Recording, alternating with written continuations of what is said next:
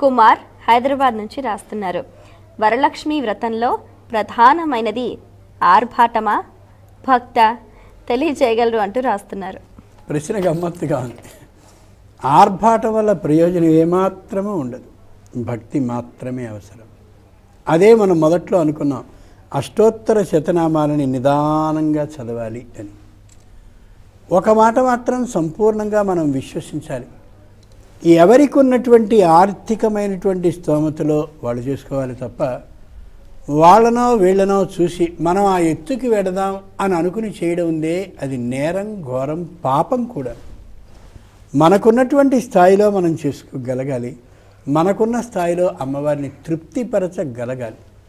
తిన్నడు తనకున్నటువంటి ఆహారాన్ని పరమేశ్వరుడికి సమర్పించి మోక్ష స్థాయికి వెళ్ళాడు. విపరీతమైనటువంటి ఎన్నెన్నో విలువైనటువంటి వస్తువులన్నింటినీ సమర్పించి భక్తి కానీ లేకపోయినట్లయితే ప్రయోజనం లేదు. అంచేతని చివరిలో మంత్రహీనం క్రియాహీనం అని భక్తిహీనం అంటుంటారు. తప్పు, భక్తి లేకపోతే ఇదంతా సున్నా. కాబట్టి తత్సర్వం క్షమ్యతాందేవ అని అన్నప్పుడు భక్తిహీనం అని చదువుతుంటారు. మంత్రంలో ఒకవేళ తప్పేదైనా జరిగితే దాన్ని రక్షిస్తుంది అమ్మవారు. అయ్యో తెలియదులే వీడికి పర్వాలేదని.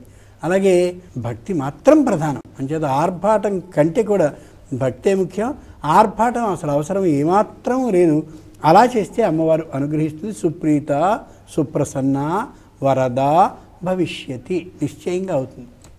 అందరూ కూడా వరలక్ష్మి వ్రతం రోజు అమ్మవారిని తయారు చేయటం, వంటకాలు తయారు చేయటం, ఇల్లు తయారు చేసుకోవటం, దీని మీదనే ఎక్కువ శ్రద్ధ ఉంటుంది. అందుకని ఏం చేయాలి, ఇంట్లో ఉన్న నలుగురు 4 పనుల్ని తొందరగా చేసేసుకుని చేస్తే ఈ శ్రమ ఉండదు. పాపం ఇంట్లో ఒకే ఆవిడ ఈ పని చేస్తూ ఉంటుంది, మిగిలిన వాళ్ళందరూ అనవసరమైన సోది మాటలన్నీ మాట్లాడుకుంటారు. ఇంకా వాళ్ళు చేసే సాయం ఏమిటంటే అయ్యిందా కాలేదా అని తొందర పెట్టడం, ఇది ఒక అదనపు సౌకర్యం. అంచేత అలా లేకుండా కానీ నిజంగా హృత్పూర్వకంగా చేసుకుంటే చాలా ఆనందంగా ఉంటుంది.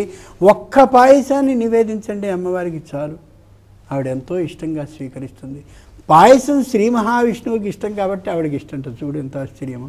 ఆయన పాల సముద్రంలో పడుకుంటాడు కదా, ఇంచేత పాయసం బాగా ఇష్టం. ఆయనకి ఇష్టమైంది ఈవిడ ఇష్టంగా చేసుకుంటారు.